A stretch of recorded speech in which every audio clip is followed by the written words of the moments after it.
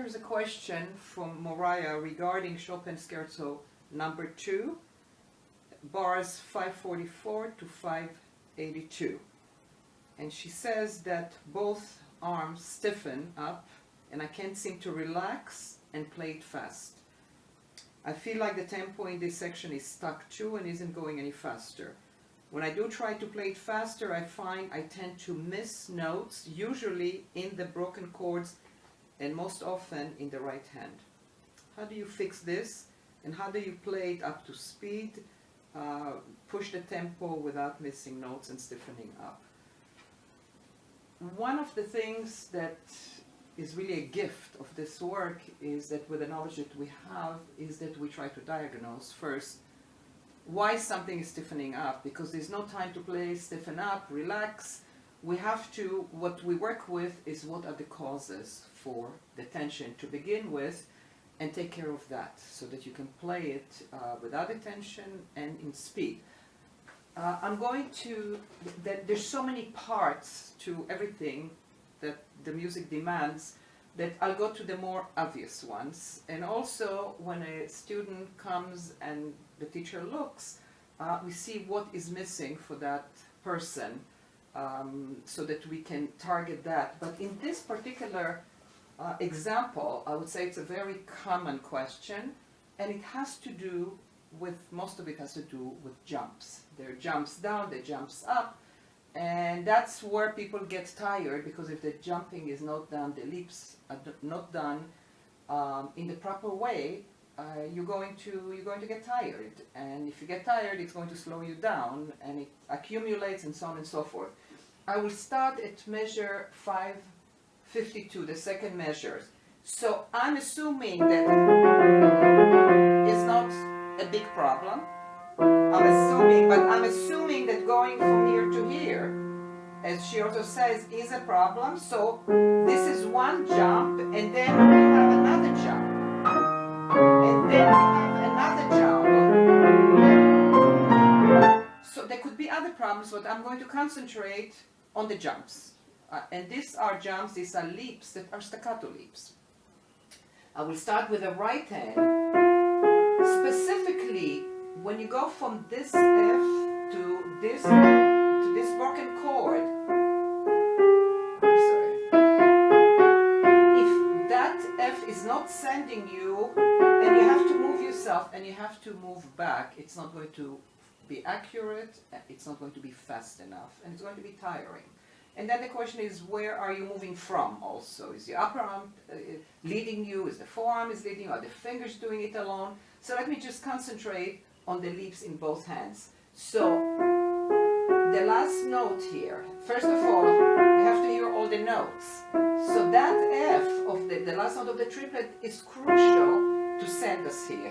Now what you don't see is together with the staccato, I also have a double rotation, which gets me very quickly to the F. The question is, how am I going to get very quickly to the F? Now, broken chords are not chords. This is one thing where all the notes are played together and you are being sent that way, but here it looks vertical, but it's played horizontally. It's 4 quick notes in a succession. So all the usual things that we talk about, you know, how we go from finger to finger, you know, with the proper movements, the rotation, the walking hand and arm, the shaping. I'm not going to concentrate on that. What I'm going to concentrate on is that the last note of that great broken chord is what has to send us up to the E flat. It's not the whole chord. It's not this finger is going to this finger, to this finger. This finger has the job to send us up there. And that's, so there is a leap from here, and from the F to the F, from the 2 to the 1, and there's a leap from the 5 to the octave. And again, and you hear the clarity also when every note is being played, and you can see how quickly I'm being sent there. There's a big difference between moving yourself and being sent, and that's one of the skills that we teach that are necessary, are indispensable for a quick technique that also doesn't get tense. So, and together with with that, I'm exaggerating the rotation because the rotation is sending me there quicker and with less motion than if I just did it this way, just walking hand in arm without the rotation. And again, it's the 5 to the 1 is your closest note. By feeling just the closest note, and I keep repeating it because it's so important, minimizes the amount that we move. We still have to get there, but it's a very different feeling when there's a staccato and there is also the little rotation there. And the left hand, we always have to identify the last note, the F, third finger, I'm doing it with the third finger, sends me to the B flat, and those are two separate notes, played quickly. But we have another problem here, that it's not done. That broken B flat, specifically the thumb, has to send us to this octave. This octave is sending us down. I'm making this a single rotation. Now, many people, I would say most people, where those proper movements are not there, twist here. So that could be another reason for getting tired. It could be many, many reasons. I'm bringing the most obvious. I don't have an above camera to show you, but if you look at my hand, there's this, and you don't see twisting. There's rotation there, combined with walking hand in arm, a little bit of a shape, but between 2 and 1, you see the rotation is bringing the forearm here without twisting me. So that's another thing that the rotation does. So that's how we take it apart. What are the elements that have to get us from one place to another? This is how you get quickly. In other words, what is slow and what's stiffening are those jumps. There is another issue that I'll just bring in short, playing the octaves. We always recommend to use 1/5. People say, well, why not 1/4?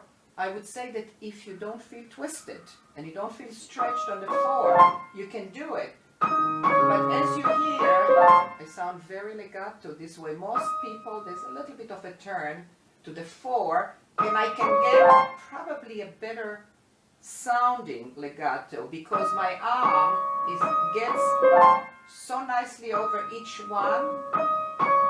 There's no feeling of opening, and the arm can really gives me a little bit of the weight, the support to slow down the key and a little bit of a shape. So this is what I'm getting. And the same thing in the left hand.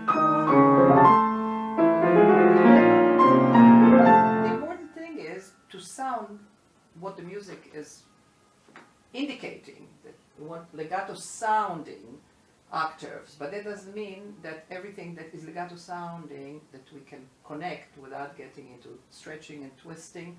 And even if we don't, sometimes the arm is not over those chords, those big chords, to give us the support to get the sound. Some other things to watch. Do you see where my torso is? I'm not here. I'm not where middle C is.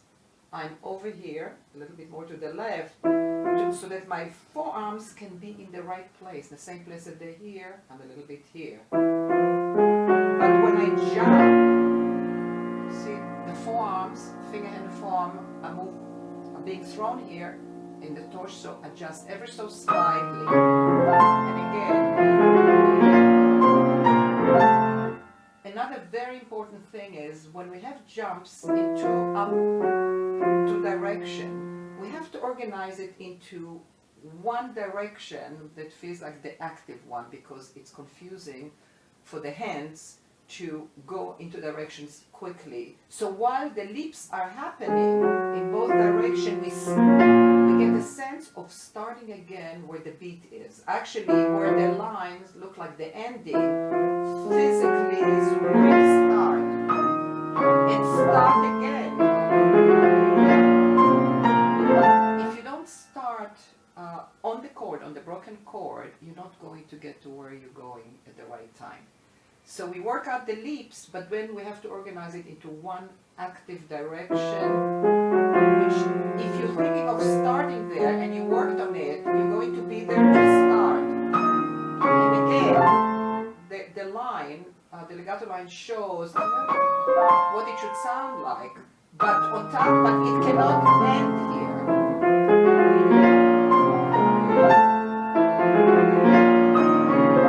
And so on. So these are some of the elements. There's one more. I'm just going to hint a little bit at it.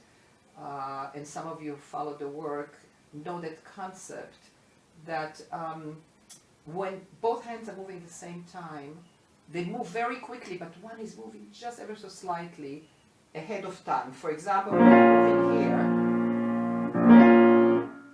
tests have shown what Dorothy Talman knew 50 years ago, that the brain cannot concentrate fully on more than one thing at a time, so that when we try feeling the hands moving together, there's no sense of real control. But if one hand is moving, you can't even see it, but my right hand is moving ever so slightly ahead of time, so that the brain can concentrate on the other hand, and each one gets what it needs to get. So going up, the right hand is getting out of the way first, coming back the left hand. The left hand, because I'm going this direction, the left hand has to get out of the way, so the right hand can get in there.